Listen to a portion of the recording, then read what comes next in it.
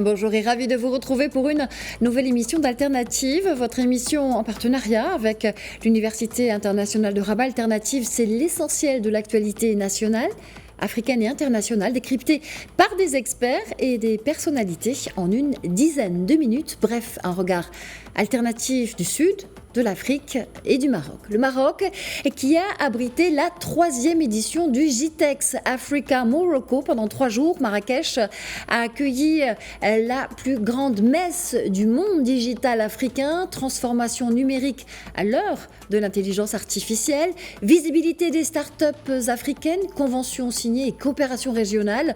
Autant de défis annoncés au service d'une ambition affichée, celle de renforcer l'inclusion numérique à l'échelle nationale et au-delà. Alors, quel bilan faire de ce rendez-vous qui a reçu pas moins de 1500 exposants de participants de 130 pays?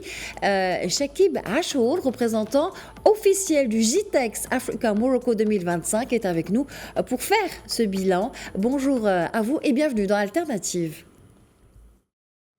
Bonjour, et puis je suis toujours à Marrakech, en direct de Marrakech. Merci beaucoup. Alors, que retenir justement? Quel bilan faire de cette édition du GITEX Africa Morocco? Un premier mot. Premier mot, c'est que c'est une très belle réussite, donc cette 3e édition, avec une teinte africaine, marocaine. C'est ce que nous avons voulu faire, parce que nous avons voulu que cet événement du digital soit adapté au contexte marocain, d'où, si vous voulez, donc la présence de secteurs verticaux qui sont représentatifs pour l'économie marocaine et l'économie africaine. Et là, j'en cite effectivement les fintech, la santé, l'edutech avec le sporttech, le green energy, la partie également agritech et mobility. Et bien sûr, à côté de ça, il y avait la zone pavillon countries pour donner l'aspect international à cet événement. Alors, il y avait effectivement un aspect international à cet événement. C'était une édition ambitieuse, très ambitieuse, axée aussi sur l'intelligence artificielle cette année, la connectivité. Et vous dites souvent, Chakib Achour, que l'IA, l'intelligence artificielle, est un levier immédiat pour l'Afrique. Expliquez-nous au lendemain, à l'issue de cette 3e édition. Écoutez, donc l'intelligence artificielle, donc elle était au cœur de la 3e édition, et donc nous situons aujourd'hui l'intelligence artificielle comme un levier de développement de l'économie numérique. Et si vous voulez, l'économie de demain, elle doit être basée sur l'économie numérique. Donc je pense que l'Afrique, le Maroc, ils ont une chance extraordinaire, une opportunité extraordinaire à saisir maintenant, parce que vous savez, aujourd'hui, dans le monde digital, il n'y a pas beaucoup de différence entre l'Afrique et l'Europe, parce que les technologies, les modèles d'intelligence artificielle, etc., ils viennent soit des États-Unis, soit de la Chine. Donc l'Afrique consomme, l'Europe consomme. C'est une opportunité pour le Maroc de développer des applications d'usage sur l'intelligence artificielle, sur différents secteurs qui peuvent rendre service à l'humanité et qui peuvent développer cette économie numérique. Donc aujourd'hui, nous avons vu qu'il y avait quand même pendant cette 3e édition 800 startups. Toutes ces startups manipulent des données et également ils utilisent l'intelligence artificielle. Et nous avons une mine d'or ici, donc au Maroc, en Afrique, des talents. Et donc aujourd'hui, effectivement, l'intelligence artificielle, c'est le leitmotiv qui va développer donc l'économie numérique et mettre l'Afrique et le Maroc en avant de la scène technologique.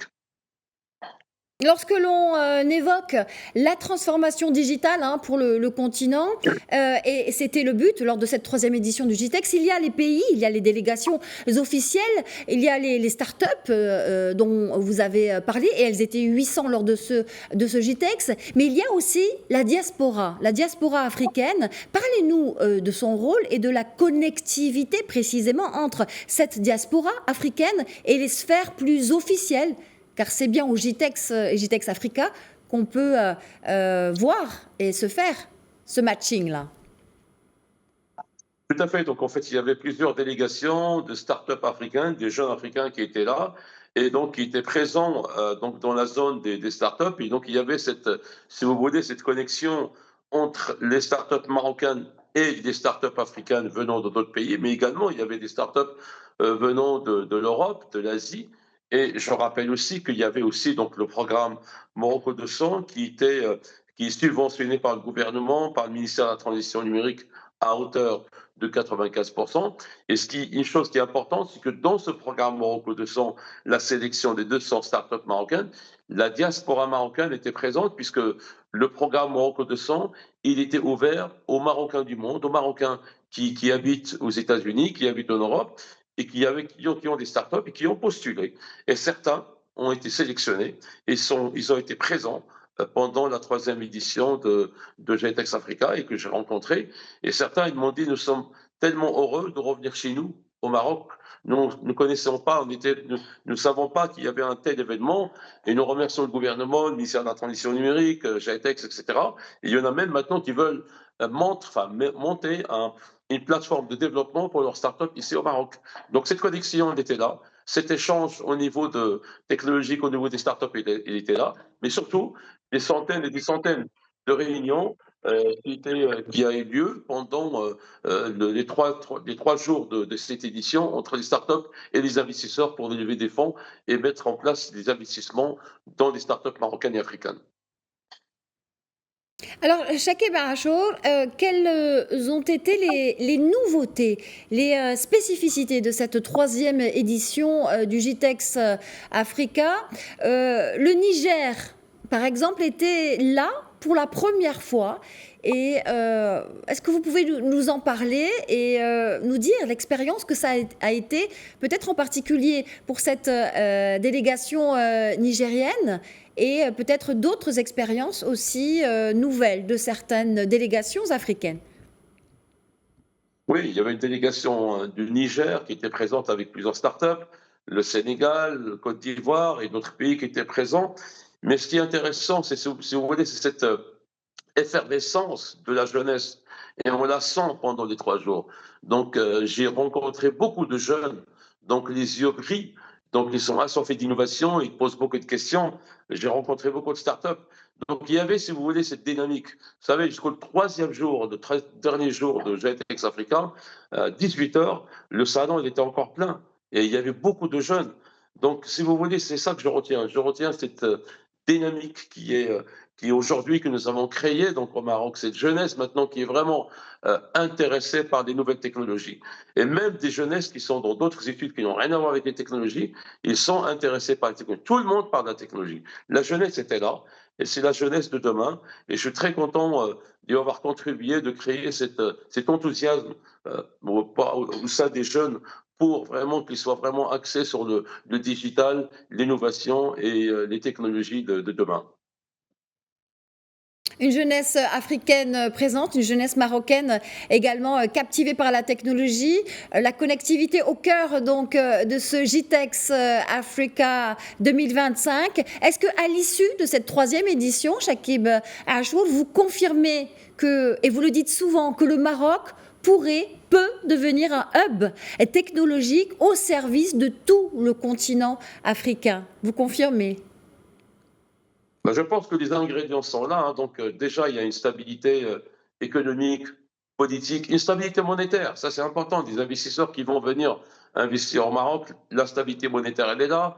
Et puis, il y a aussi donc, un programme de Morocco Digital 2030 qui est déjà initié. Il y a une feuille de route qui est programmée, qui est initiée, qui est confirmée. Donc, tout ça, ce sont des paramètres positifs pour le Maroc, pour que les investisseurs viennent investir et pour développer les talents.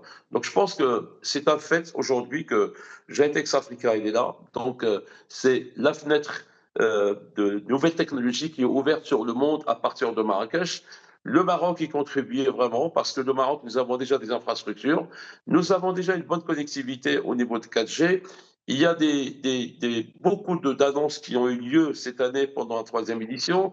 La connectivité Internet à l'échelle nationale ici en Afrique, le développement du cloud, du data center.